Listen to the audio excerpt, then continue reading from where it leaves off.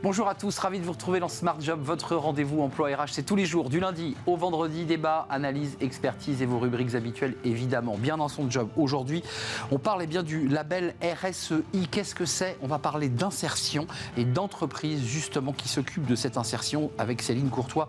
Elle est la vice-présidente de la Fédération des entreprises d'insertion. Elle est notre invitée. Smart Philo, c'est quoi le management? Alors ça, c'est un sujet d'école de commerce, mais là, ça sera vu à travers les yeux d'un philosophe, les yeux de Pierre Delbé, des docteur en philo et directeur de l'Institut IFAI. Le Cercle RH est un grand entretien aujourd'hui avec Dominique Restineau. Il est le président de la CCI Île-de-France, qui est une région évidemment très dense en matière d'entreprise et très riche. On fera le point avec lui évidemment sur les conséquences de ces mobilisations, de ces grèves, sur les commerçants notamment.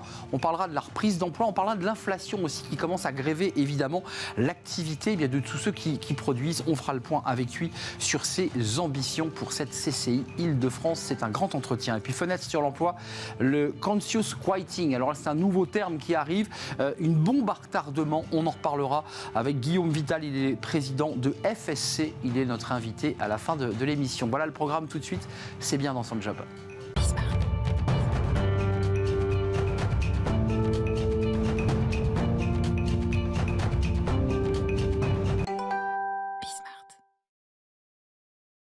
Fenêtre sur l'emploi. Parlons de l'insertion de ces femmes et hommes qui reprennent le chemin du travail, justement dans ces entreprises d'insertion, qui retrouvent courage et confiance en eux pour peut-être ensuite cheminer vers des CDI. Et on en parle avec Céline Courtois. Bonjour Céline. Bonjour. Vice-présidente de la Fédération des entreprises d'insertion. Alors, il y a deux sujets, parce que quand on est vice-président d'une fédération, c'est qu'on est soi-même dans une entreprise. Et ça tombe très bien, vous êtes vous-même DRH d'une entreprise d'insertion en Franche-Comté. Tout à fait, oui, je suis...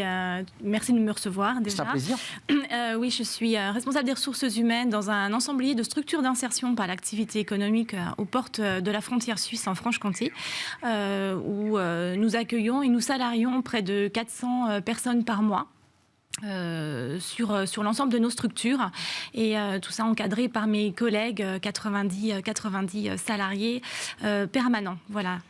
Une fédération des entreprises d'insertion dans cette rubrique bien dans son job, ça veut dire qu'il faut faire connaître cette fédération. Tout à fait. Et deux, que vous avez des projets. On va parler évidemment de ce RSEI. Oui. Mais d'abord un petit mot quand même sur l'utilité sociale de ces entreprises qui sont, dont on parle moins dans les médias. On parle des grands groupes du CAC, on parle de ces grandes entreprises très médiatiques. On en parle moins de vos entreprises et pourtant, Dieu sait si elles font un boulot incroyable. Et oui, et puis on s'inscrit pleinement dans un champ économique territorial, comme toute entreprise, mais avec cette particularité, c'est d'accueillir et de salarier des personnes éloignées de l'emploi. On a une mission économique sur le territoire, mais également une mission d'inclusion pour des personnes qui se trouvent sur le bord du chemin du travail et à qui on propose un contrat de travail. C'est un contrat de travail, mais si j'entends bien aussi dans le mot insertion, il y a quand même l'idée d'un accompagnement, de prendre le temps, de leur redonner confiance. Est-ce que c'est ça aussi une entreprise d'insertion? C'est totalement ça, c'est de leur permettre de se poser avec un contrat, avec un salaire. Et donc une dignité. Et donc une dignité, c'est-à-dire qu'ils ont, ils ont le fruit de leur travail quelque part, et puis en même temps, ils commencent à reprendre pied, à résoudre toutes les problématiques périphériques à l'emploi qu'ils ont rencontrées jusqu'alors.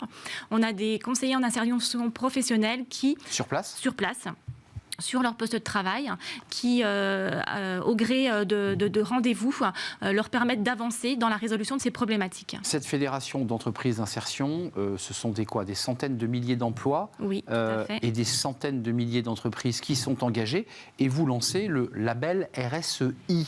Qu'est-ce que c'est? Alors, on connaît bien RSE ici dans notre émission, mais RSEI, c'est le label RSE Insertion. Inclusive, des entreprises inclusives. C'est la responsabilité sociétale des entreprises inclusives. Et le I, dans cette labellisation, fait toute la différence. On a travaillé avec l'AFNOR pour monter et pour créer ce label qui, demain, on va fêter les 3 ans du label. Et aujourd'hui, c'est pas moins de 150 entreprises d'insertion qui sont labellisées et une petite centaine qui sont en passe de le devenir. Le cahier des charges, c'est quoi pour avoir ce label? Alors, le cahier des charges, c'est 4 niveaux de maturation finalement de cette labellisation. Et le cahier des charges, c'est de développer les 3 piliers, ce qu'on peut dire du développement durable, économique, sociétal et environnemental, mais de mettre au cœur de son système une mission d'inclusion de personnes en situation d'éloignement de l'emploi. C'est vraiment ça la différence avec un label RSE type ISO 26000. Je pinaille un peu, mais qu'est-ce qui est nouveau avec ce que vous faites déjà? Vous me parliez de salariés qui accompagnent les autres salariés dans l'entreprise. Qu'est-ce que ça apporte de nouveau et qu'est-ce que ça apporte à l'entreprise lorsqu'elle a le label? Alors, ce que ça apporte, ce qu'il y a de nouveau, effectivement, on fait labelliser notre travail, notre quotidien, et on le fait labelliser par un tiers extérieur qui est l'AFNOR. Une référence? Une référence, tout à fait, et c'est ce qui va nous permettre aussi, quand des entreprises font appel à nos entreprises en sous-traitance ou en co-traitance, de pouvoir en tout cas afficher des achats socialement responsables puisque nous sommes labellisés RSEI. Voilà, donc rentrons un peu dans le détail. Ça permet aussi à vos donneurs d'ordre de pouvoir justifier qu'ils s'appuient bien sur des entreprises qui respectent des règles précises en matière environnementale et sociale. C'est important. C'est exactement même à l'égard de leurs clients, puisque le donneur d'ordre a parfois un client qui lui exige que toute la chaîne soit labellisée. On est bien d'accord. Et qu'il y ait une traçabilité effectivement des enjeux qui sont portés tant sur le niveau social que sur le niveau environnemental. Elles ont besoin de quoi, vos entreprises, celles que vous représentez aujourd'hui sur ce plateau, celles qui se définissent comme des entreprises d'insertion?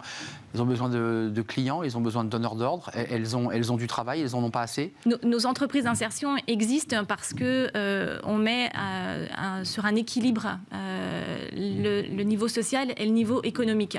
Sans économique, sans donneur d'ordre, sans client, on ne peut pas accueillir et salarier des personnes en parcours d'insertion. Et donc effectivement, nous sommes inscrites comme toute entreprise sur le marché concurrentiel pour pouvoir obtenir des marchés. On répond à des appels d'offres, tout comme les entreprises classiques. Et effectivement, sans ce volet économique, sans nos clients, sans nos donneurs d'ordre, on ne peut pas exister et on ne peut pas donner une chance à des personnes qui se trouvent éloignées de l'emploi. La labellisation, on l'aura compris, c'est aussi une sorte de garantie aussi pour le marché de dire voilà, l'ensemble de la chaîne de fabrication de nos produits sont labellisés de A à Z. Il y a des freins encore à lever sur les entreprises d'insertion pour rassurer aussi parfois certains clients qui disent oh là là, j'hésite, je ne suis pas sûr de moi.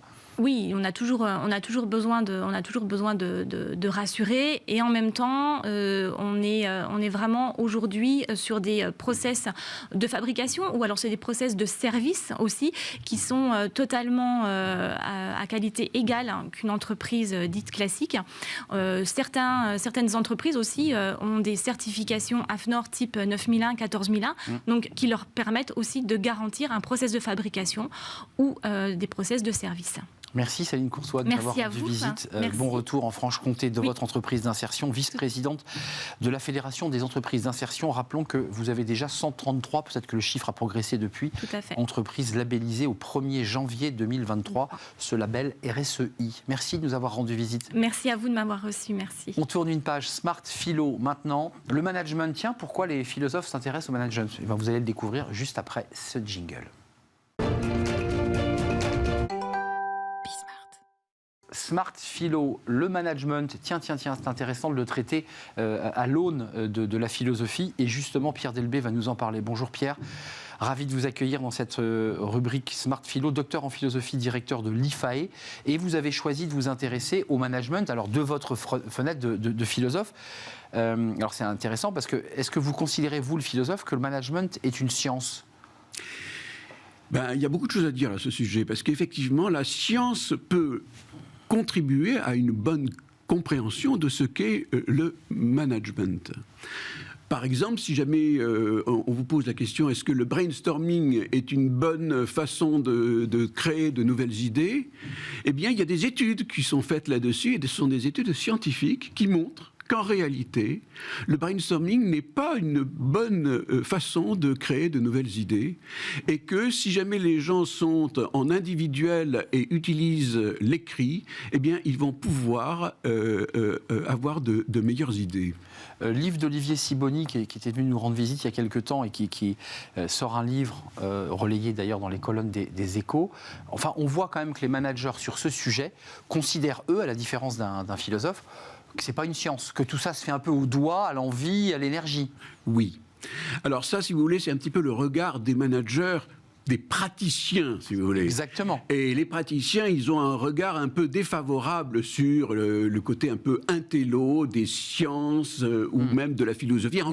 Méprisé. Il y a un regard condescendant en disant, écoutez, nous sommes des praticiens et nous savons ce qu'est le management parce que c'est essentiellement une pratique et cette pratique est un savoir-faire qui est largement intransmissible. Lui, Sibony, part du principe qu'il y a des théories, que ces théories, il faut les transmettre. Le sujet que vous soulevez, c'est que ça ne pénètre pas les esprits. C'est-à-dire qu'il y a des théories du management et quelques chercheurs, assez peu de recherches et les praticiens s'en inspirent pas. C'est ça le sujet. Oui, c'est vrai que c'est le sujet. Mais moi, ce qui m'intéresse également, c'est le fait, si vous voulez, qu'il y a un savoir philosophique sur le management et pas simplement scientifique. Vous savez, le savoir scientifique, c'est un savoir qui est mesurable et vérifiable. Le savoir éthique, par exemple, l'éthique, c'est-à-dire la relation interpersonnelle que l'on met pour faire en sorte que, eh bien, il y a une équipe qui fonctionne bien. Eh bien, ça, c'est pas un savoir scientifique, vous comprenez ce que je veux dire, mais c'est absolument indispensable lorsqu'on parle de faire process, lorsqu'on parle de confiance, lorsqu'on parle de courage. Eh bien, là, on n'est pas dans la science, et pourtant, on a besoin de courage, et pourtant, on a besoin de confiance, et pourtant, on a besoin de process qui soient fairs, qui soient justes. Le management comme science ou pas, pour tenter de résoudre cette question, si d'aventure on peut la résoudre? Je dirais qu'il y a une part scientifique. Et il y a une part d'humain. Mais il y a une part d'humain. Et vous savez, dans l'humain, il y a des choses qui sortent un petit peu du scientifique toujours, n'est-ce pas? Et qui sont pourtant extrêmement importantes dans la relation qui est établie dans le management. Mais Sibony et d'autres se posent la question, et ça c'est une question que beaucoup se posent, c'est la place et la part, le poids d'un PDG dans la bonne marche ou l'échec d'une entreprise. Parce que quand ça marche bien, on dit que c'est le PDG, puis parfois quand ça marche mal, on dit que c'est toute l'équipe qui a mal travaillé. Mais c'est quoi la bonne marche? Est-ce qu'on peut y mettre des calques scientifiques? Est-ce qu'on peut y greffer des études scientifiques pour dire, bah voilà, scientifiquement, on peut dire qu'il a commis telle et telle erreurs qui ont conduit à cela? Oui, Olivier Sibony le montre très bien dans son livre. Effectivement, on peut répondre à cette question. Et qu'entre les années 50 et les années 90, on peut montrer effectivement que je dirais, l'efficacité d'un manager a été multipliée par 2. N'est-ce pas? Dans la bonne marche globale d'une entreprise, on est passé de 10% à 20% que l'on peut attribuer à l'efficacité d'un manager. Un mot, parce que c'est le sujet d'actualité, je pense que le philosophe que vous êtes est impacté, ChatGPT, GPT-4, qui sont finalement des algorithmes. Est-ce qu'un jour le manager pourrait être remplacé par l'algorithme? Parce que selon votre théorie, il y a une partie qui est très scientifique, puis il y a une partie qui est très humaine. Cette dimension humaine dont vous parliez, de l'éthique et tous les sujets que vous traitez, finalement, ça ne peut pas être remplacé par l'IA, on est d'accord? Ça peut être simulé. On peut avoir des robots qui vont simuler des comportements, à tel point d'ailleurs que vous ne pouvez pas voir la différence. Quelquefois. J'ai vu que vous mettez maintenant des masques latex avec des visages. Voilà, exactement. Et vous ne voyez pas vraiment la différence. Simplement, nous avons besoin de la vérité d'une relation. Et c'est absolument indispensable, cette vérité de la relation. Alors, quelquefois, on peut effectivement être devant un robot qui est extraordinairement bien, qui imite extraordinairement bien un vrai manager, si je peux dire. Mais on a quand même, et je maintiens, on a besoin de cette présence, on a besoin de cette relation qui est fondée sur la vérité et non pas sur la simulation. Vous nous dites en creux quand même qu'il faut se pencher, vous qui êtes des managers ou des décideurs, sur le livre de Sibony, parce que c'est pas que des tips. Il explique qu'il faut continuer, accentuer la recherche sur le management. Oui, parce que il le dit. C'est pas un gadget. Il le dit d'une façon très intéressante. Une pratique. Vous voyez, un manager qui est efficace, c'est un manager qui, en réalité, n'a pas toujours conscience de la théorie qui est implicite dans son efficacité. Eh bien, justement, c'est le rôle de la science et le rôle de la philosophie, etc., d'essayer de dégager de pratiques, de dégager un universel, exactement, et quelque chose qui est utilisable, qui est transmissible. Science molle, de la pratique, oui, à une élaboration scientifique et presque universelle du management. Oui, c'est ça. Passionnant. Merci Pierre Delbé d'être venu nous rendre visite. Les 10 leçons d'Aristote. Oui. C'est ça, hein. 10 clés pour repenser le management. Aristote, 10 clés pour repenser le voilà, à management. chaque fois. Mais c'est important de redonner le bon titre de votre livre. Merci Pierre Delbé, directeur de l'Institut de l'IFAE. On fait une courte pause, on va se tourner vers le cercle RH. Aujourd'hui, c'est un grand entretien avec le président de la CCI Île-de-France. Il y a plein de sujets, évidemment, sur la table du président de la CCI. On va parler, évidemment, des conséquences des manifestations et des grèves. Elles ont des incidences, évidemment, sur le commerce. Puis on parlera de sujets, création d'entreprises, pénurie de main-d'œuvre, évidemment, et puis des sujets d'environnement, de développement durable et de revitalisation des centres-villes avec la grande métropole de Paris. Voilà le programme, c'est juste après la pause et on accueille Dominique Restineau, le président de la CCI Île-de-France.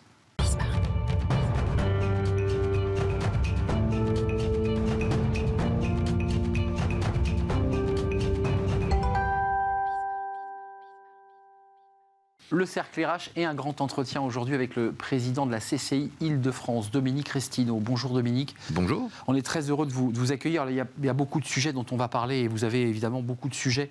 D'abord, commençons, c'est important, on va parler évidemment de vos engagements pour le mentorat, des créations d'entreprises, du dynamisme de cette région qui est évidemment une région très dynamique sur le plan économique. D'abord, les impacts de la grève sur l'activité économique des commerces parisiens. On a un discours un peu d'économiste mainstream qui dit attendez, l'impact de la grève, très peu, 0,1% du PIB.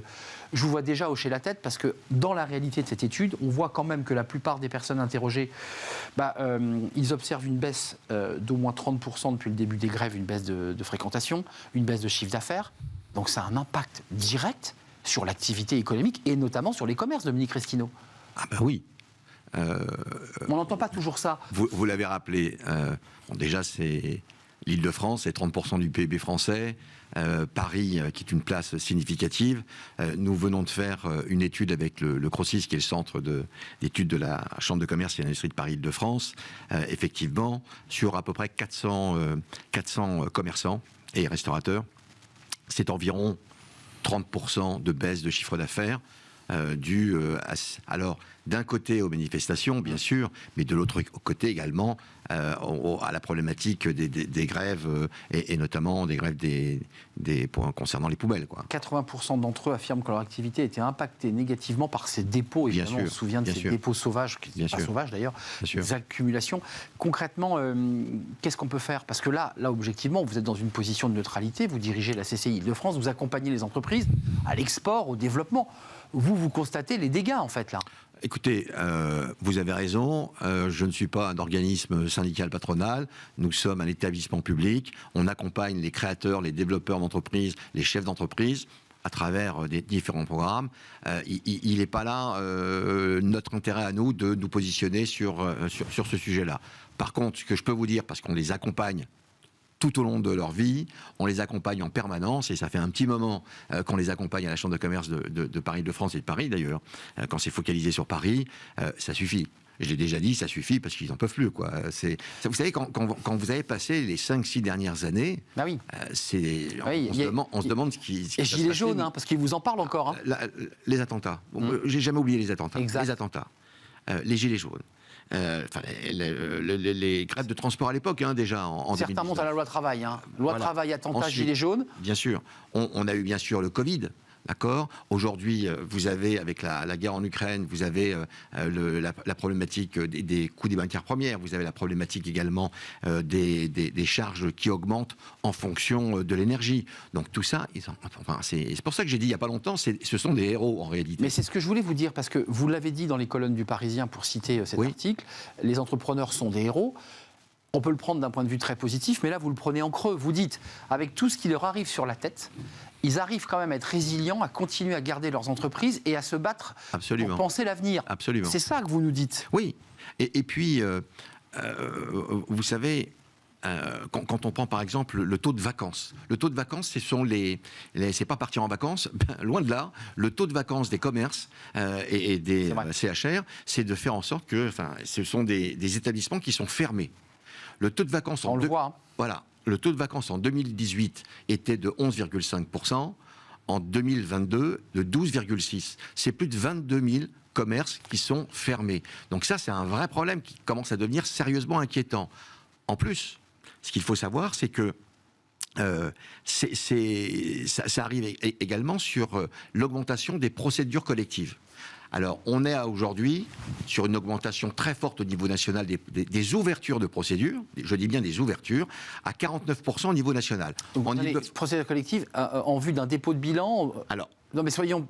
Au départ, c'est l'ouverture de la procédure collective. D'accord. Il y a à peu près 4 phases derrière, redressement. et on arrive effectivement au dépôt de bilan, à la liquidation judiciaire. Vous avez des chiffres concrets? Oui, c'est 49% au niveau national. En Île-de-France, ce qui est très important, c'est 35%. 35%, c'est beaucoup moins, mais c'est quand même beaucoup. On est passé en 2022 de 5300 à 7000 dépôts de bilan. Donc c'est extrêmement important. Et pourtant,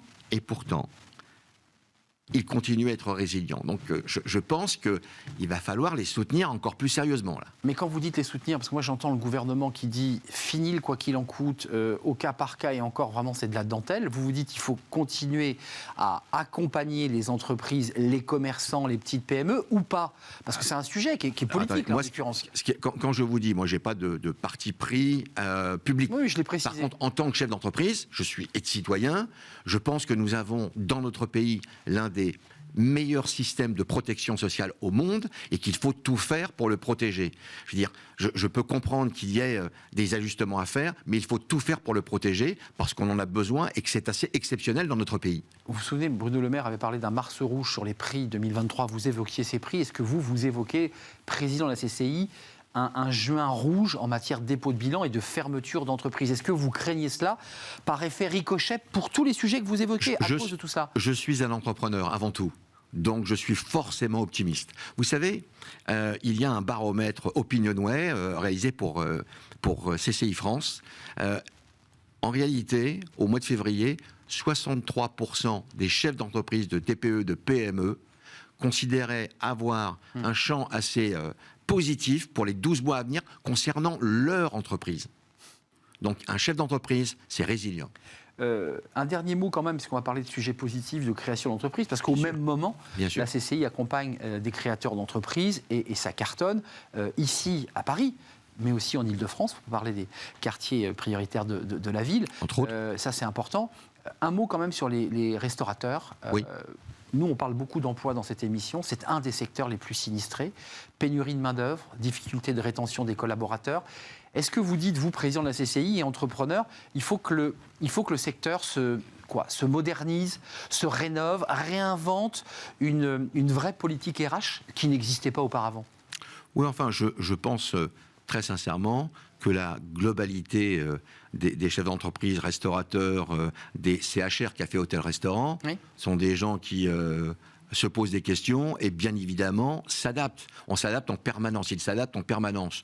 Donc, il y a un moment où ça devient extrêmement difficile parce que certainement qu'auparavant, eh bien, il y avait des habitudes où on acceptait certaines choses et qu'aujourd'hui, sur les contraintes parfois horaires et tout ça qu'il y avait dans le passé, eh bien, aujourd'hui, et notamment avec ce qui a été mis en place, il y a des gens qui sont habitués effectivement de temps à autre à pas supporter les mêmes contraintes, et pourtant ces chefs d'entreprise de café, hôtel, restaurant font les efforts. Vous savez, tout près d'ici, nous avons une brasserie. Qu'on connaît bien, que j'échangeais avec la chef d'entreprise de cette brasserie. Mais qui est d'ailleurs membre du réseau consulaire. Bien sûr, donc bien au fait. Elle paye, je crois, très bien ses collaborateurs. Elle trouve des arrangements. Quand je dis des arrangements, c'est des principes sur les horaires, sur les week-ends et tout ça. Mais ça a évolué, Dominique Risseguiero. Bien sûr que ça a évolué. C'était vieille école il y a encore 10 ans et aujourd'hui, les salariés disent je ne veux plus travailler. Regardez ce qui se passait il y a 10 ans. Attendez, bien sûr qu'en 10 ans, ça évolue énormément. Regardez, vous me parliez de la création d'entreprise. Regardez tout ce qui s'est passé depuis... Moi, ça fait au moins 20 ans. Ça fait 40 ans que j'ai créé ma première entreprise, mais pas loin. Mais ça fait 20 ans extrêmement engagé dans l'écosystème entrepreneurial français de la création d'entreprise. Vous voyez tout ce qui s'est passé depuis le temps. Enfin, c'est extraordinaire. Un mot sur le verre à moitié vide, le verre à moitié plein. Il y a des secteurs qui sont en difficulté, on vient de l'évoquer, un de ces secteurs. Et puis il y a des chiffres incroyables de création d'entreprises, de jeunes qui créent leur boîte, qui sont accompagnés par la CCI. Oui. Ça, c'est quand même le côté positif. On a quand même un peu changé le logiciel des Français. On a changé le logiciel des Français, tout simplement parce que y a effectivement un problème de démographie et tout ça, et qu'en même temps, on a besoin de ressources complémentaires. On a besoin de ressources complémentaires sur des nouveaux métiers, le digital, entre autres, par exemple. Pénurique aussi, hein. Pénurique, effectivement. Alors, c'est la raison pour laquelle nous avons dédié totalement une école, les CIT, qui est focalisée sur la formation jusqu'à Bac+5 pour des ingénieurs et des licences en formation digitale, sur du codage et également sur la cybersécurité, parce que c'est un enjeu. C'est vrai. Revenons à votre sujet de l'emploi. Bah oui, il y a un vrai problème au niveau de l'emploi. Je pense que ça se réglera. Problème de quel côté? Pas assez de gens formés, pas assez de... Il n'y a pas assez de gens formés et il n'y a pas assez de gens pour aller travailler. Enfin, en clair, c'est le problème. Vous avez également... Ils ne veulent pas travailler, Dominique Cristino? Je n'ai pas dit qu'ils ne voulaient pas travailler. Non, mais j'essaie de comprendre. Je dis non, parce que vous avez parlé des jeunes et des jeunes entrepreneurs. Je peux vous garantir qu'eux, ils travaillent beaucoup. J'en vois des centaines et des centaines chaque année. Clairement. Et ils travaillent énormément. Après, il y a un rapport au travail qui peut également changer. Je veux dire, aujourd'hui, les jeunes générations veulent bien bosser, mais de l'autre côté, veulent aussi avoir du temps pour vivre. Vie pro, vie perso. Oui, mais il y a ce mélange des deux. Est-ce qu'ils ont totalement tort? Je n'en suis pas certain. Vous voyez que ça réimpacte le débat qu'on avait tout à l'heure. Mais ça réimpacte, et cette question, on se la pose même à mon âge, bien évidemment. Mais quand vous avez, puisqu'on n'était pas loin du sujet tout à l'heure, quand vous prenez sur le marché de l'emploi, aujourd'hui, le marché de l'emploi, et notamment des seniors en Ile-de-France. Le sujet. En Ile-de-France, c'est comment dirais-je, j'avais un chiffre, mais je ne le retrouve pas, où ça se développe énormément. Il y a 10 points d'écart de l'emploi des seniors en Ile-de-France par rapport à la France. 10 points d'écart. En plus. En plus. Donc c'est absolument. un marché dynamique. C'est un marché extrêmement dynamique. Un mot sur les 80 700 emplois en moyenne Île-de-France menacés. Ça, c'est vos chiffres tous les ans. Sur les 10 prochaines années, si les entreprises dirigées par ces personnes ne sont pas reprises, oui, puisque ces entreprises, elles ont des salariés, quand la boîte ferme, les salariés, évidemment, se retrouvent sur le carreau. Concrètement, qu'est-ce que fait la CCI sur ce sujet? Parce que c'est un peu le sujet qui passe sous les écrans radars, la cession d'entreprise et la reprise d'entreprise. Alors, ça ne passe pas sous les radars à la Chambre de commerce de Paris-Île-de-France et dans les CCI de France. C'est un enjeu fondamental pour nous. Vous avez raison. Si je prends l'Île-de-France, 80 000 emplois, ce sont 80 000 emplois par an qui sont menacés en fonction de l'âge du capitaine qui pourrait partir à la retraite. Mais il n'y a pas que ça non plus. Et donc, il y a un enjeu fondamental à faire reprendre ces activités parce que c'est des savoir-faire, c'est de l'économique déjà. C'est du développement économique, c'est des savoir-faire. Bien sûr. C'est également du lien social. Parce que nous sommes en Île-de-France, mais même en Île-de-France, il y a des territoires ruraux où parfois dans certains villages, l'activité je vais prendre le boulanger par exemple, mais je vais prendre le menuisier, le plombier, la société de service également qui peut être là, est extrêmement importante pour la vie de la petite ville, du village. Donc ça, c'est un impact également sociétal. Au point de vue économique, c'est extrêmement important parce qu'on arrive effectivement avec ces fameux 80 000 emplois qui sont menacés. Donc qu'est-ce que fait la Chambre de commerce? Je peux vous garantir, nous avons gagné dans notre pays, nous avons gagné la bataille de l'entrepreneuriat sur la création d'entreprises. Plus d'1 million de créations d'entreprises. Ça, c'est fait. Il faut l'entretenir, bien évidemment. La France est un pays d'entrepreneurs. Clairement. Maintenant, il faut davantage travailler, et ça fait plusieurs années que je me mobilise sur ce sujet-là, il faut davantage travailler sur la reprise d'entreprises. Par contre, vous savez, en France... Excusez-moi, Dominique Cristino, je pousse la porte d'une des CCI chez vous. Surtout poussez-la bien, il n'y a aucun problème, allez les voir. La porte n'est pas trop lourde, elle n'est pas trop lourde. Je veux reprendre une entreprise, j'ai quelqu'un qui m'accueille? On est en Île-de-France, il y a un service qui est un service qui se développe fortement au point de vue de la cession-reprise d'entreprise, où on va s'occuper, bien sûr, des cédants. Bah oui. Extrêmement important. Oui, on va s'occuper également, bien sûr, des potentiels repreneurs. Il y a un prix, il faut se mettre d'accord sur le prix. Oui. Non, mais il y a des questions d'enjeux financiers. Avant le prix, il faut s'occuper des cédants, parce que c'est un bouleversement dans la vie pour certains. Et il faut s'occuper des repreneurs également. Et les repreneurs, ça peut être des personnes physiques, ça peut être des personnes morales, c'est-à-dire des entreprises, pour faire de la croissance externe, qui est un enjeu fondamental. Également. Il y a un prix, oui, il y a un prix, mais avant de trouver l'ajustement du prix, il faut trouver la cible. Et la problématique, c'est que le repreneur d'entreprise, généralement, pas personne morale, mais la personne physique, en Ile-de-France, c'est plutôt le cadre supérieur qui a entre 40 et 50, 55 ans, voilà, qui a plutôt fait des études supérieures, CSP+, qui a l'habitude de travailler dans une entreprise de taille plutôt PME, ETI ou grand groupe, et que là, il faut trouver une entreprise, bien sûr une bonus, parce qu'il faut financer le rachat de cette entreprise. Généralement, ils ont entre 150 et 300 000 euros. Ils ont un petit peu d'apport. Quand même, bien sûr, d'apport. Ils doivent financer, bien sûr, la reprise d'entreprise, mais ils doivent également vivre. Et à cet âge-là, on a très souvent des enfants qui font des études, ça coûte quand même. Et on a également des parents, et heureusement, qui sont encore en vie, donc il faut s'en occuper également. Donc il y a un vrai sujet là, et parfois c'est pour ça qu'il y a une problématique sur le financier. Mais là, il y a un enjeu, la jeunesse. Vous savez, je le dis, je le redis, la première ressource naturelle d'un pays, c'est sa jeune génération, et il faut absolument miser pour eux, avec eux, ensemble.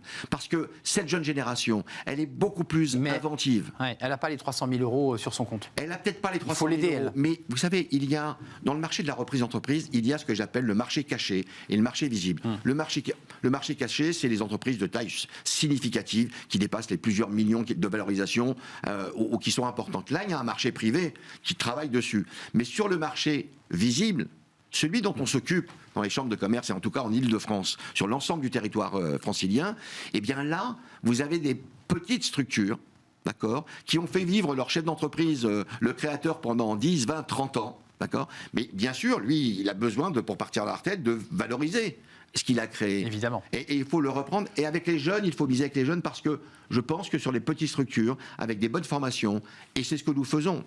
Un booster. Il y a un booster. Nous accompagnons bien sûr à la création avec différents programmes, les stages 5 jours pour entreprendre, mais également sur la reprise d'entreprise, pour les formations. Vous avez raison d'accélérer sur ce sujet. Les accompagnements spécifiques également, très individuels en fonction des cédants. Parce que la boîte, elle existe. Il met des chaussons et il doit rentrer dans le rythme de la boîte. C'est comme dans un magasin, c'est bien de créer des produits, mais il faut faire attention déjà aux clients et aux produits que nous avons déjà. Les produits sont déjà là. Absolument. Je ne veux pas qu'on se quitte avant de vous nous ayez parlé, parce que c'est un sujet qui est très lié d'ailleurs à cette question de cession de reprise d'entreprise. Vous portez depuis des années maintenant le mentorat à travers ce réseau MoveJ, qui a permis d'ailleurs à des jeunes entrepreneurs aujourd'hui d'avoir leurs entreprises, leur commerce, on est d'accord. Est-ce que ça fait partie de vos grandes fiertés, ça, Dominique Restineau ? Ou de votre réussite, vous vous êtes dit, je me suis engagé là-dessus ? Non, mais vous savez, j'étais hier soir avec mes amis québécois. Ça vient de là-bas. J'ai découvert le mentorat pour entrepreneurs au Québec il y a 18 ans. J'ai d'abord fondé l'Institut du mentorat entrepreneurial, l'IME, focalisé sur les entreprises à fort potentiel de croissance. Il y a 18 ans, personne ne s'occupait d'accompagner des chefs d'entreprise existants pour les faire grandir. Justement, 97% des entreprises en France ont moins de 20 salariés. Pour aller de PME à ETI. C'est ce que nous avons créé. Aujourd'hui, ça se développe. Avec des programmes spécifiques dont je suis très très fier. Là, par contre, c'est un programme qui s'appelle Team Réussite, où les mentors que nous avons, et là, c'est des centaines et des centaines de mentors qui nous accompagnent, que ce soit à l'IME ou que ce soit au MoveJ, dans le groupe Tout. C'est une nouvelle marque de tout ce groupe de mentorat, Tout. Tout le monde se rassemble. Eh bien, nous avons monté ce programme de mentorat pour des athlètes de haut niveau qui seront certainement sélectionnés aux Jeux Olympiques. Pourquoi ? Parce qu'ils sont jeunes, ils font des études pour certains.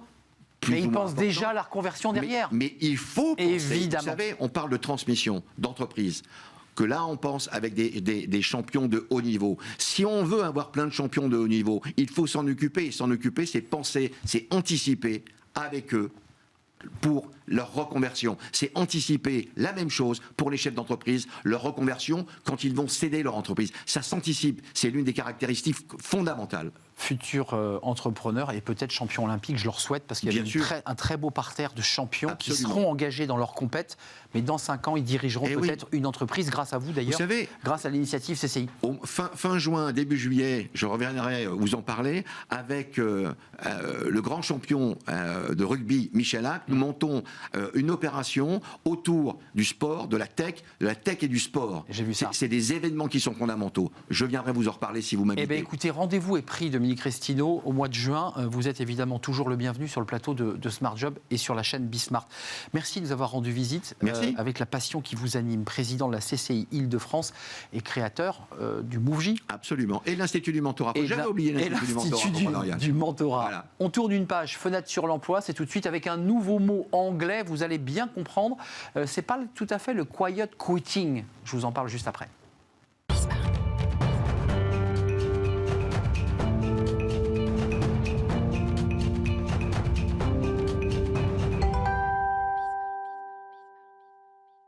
Et on termine notre émission avec fenêtre sur l'emploi, un nouveau mot anglais. Et oui, à peine habitué au quiet quitting, il faut découvrir cette nouvelle expression qui arrive d'outre-Atlantique, le conscious quitting. Et on en parle avec Jérôme Buanec. Bonjour Jérôme. Bonjour Arnaud. Directeur associé chez FSC, qui est une société de conseil en RH et en recrutement, parce que vous faites de la chasse de tête. Exactement. Et vous portez, vous allez venir nous expliquer ce qu'est cette conscious quitting.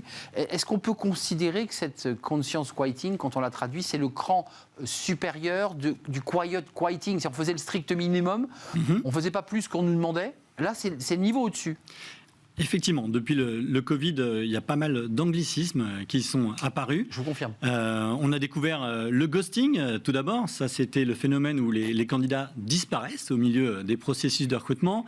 Derrière, on a eu droit d'abord à la grande démission, derrière le quiet quitting, donc la démission silencieuse. Cette fois, on reste en poste, mais on ne fait plus que le strict minimum. Et désormais, donc c'est assez récent, on parle de conscious quitting. Alors, c'est quoi le conscious quitting ? Le conscious quitting, ça consiste à démissionner lorsqu'on n'est plus en phase avec les valeurs de son entreprise. C'est un terme qui est à la mode et Paul Polman en particulier en a parlé récemment. Pour lui, c'est une véritable bombe à retardement. Paul Polman, c'est l'ex numéro 1 d'Unilever et de Nestlé. Pourquoi une bombe à retardement ? Parce que le phénomène est avant tout générationnel.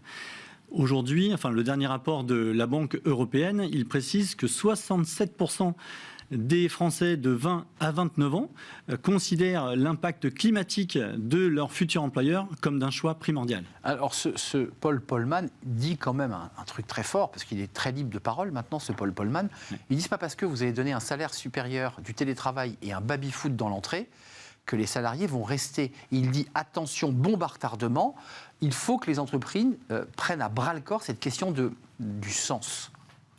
Il a parfaitement raison. Au sein du groupe FSC, on reçoit environ 1500 candidats tous les ans, donc on a une vision assez exhaustive du marché et on voit le phénomène qui arrive. On est au début de l'histoire, ça va véritablement être une lame de fond, on en reparlera dans quelques années, ce sera un sujet quotidien. Aujourd'hui, on a déjà quelques exemples. Je pense notamment à un acteur que j'accompagne, qui est un industriel important, dont je tairai le nom, mais qui travaille dans le secteur du béton. On recrute pour lui justement quelqu'un qui va porter le sujet de la décarbonation. Bon. Et on a sujet important. C'est le moins qu'on puisse dire. Et pour autant, on a eu des candidats en face qui ont eu des réactions particulièrement virulentes, nous disant hors de question. J'y vais pas. Je veux même pas parler de rémunération. Pour moi, l'avenir de la construction, c'est la construction bois. Donc, me parler de béton, donc même si c'est pour décarboner, exactement, des positions parfois dogmatiques sur ces sujets, et donc la rémunération n'y changera rien. Jérôme, un mot quand même, parce qu'il y a eu quelques moments forts qui viennent incarner ce conscious quitting. C'est Anne-Fleur Goll. On se souvient de ces images, ça fait le tour des réseaux sociaux. Elle est sur scène, elle reçoit son diplôme HEC, et elle dit, après quelques mois d'insouciance à HEC, j'ai ressenti un profond malaise en prenant conscience que les métiers vers lesquels menaient mes études étaient la principale cause de cet effondrement environnemental. Bam ! Et là, ça a jeté quand même un petit froid, parce que c'était la première fois que dans une remise de diplôme, quelqu'un remettait en question le système. Oui, effectivement. Alors, il y a plusieurs réponses face à ça. Je pense qu'effectivement, ces nouvelles générations portent très fort ces valeurs écologiques, environnementales, sociétales, et donc ils vont vouloir se retrouver en phase avec leur employeur. On peut quand même préciser qu'il y a un contexte qui est plutôt favorable. Je pense évidemment au plein emploi. Bah oui. Voilà, on a 4,1% le marché le permet, quoi, de chômeurs chez les cadres. Et évidemment, quand on a 3 offres en main, on peut se permettre d'être un peu plus exigeant.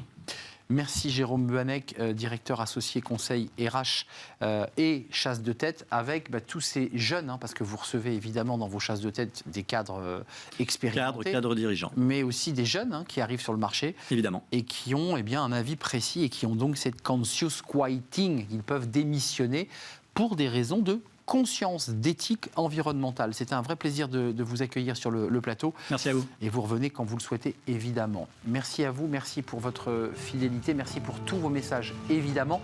Je remercie toute l'équipe aujourd'hui qui m'a accompagné pour réaliser cette émission Smart Job. Je remercie Angel à la réalisation. Merci à Alexis au son. Et puis, bien sûr, merci à toute l'équipe de programmation.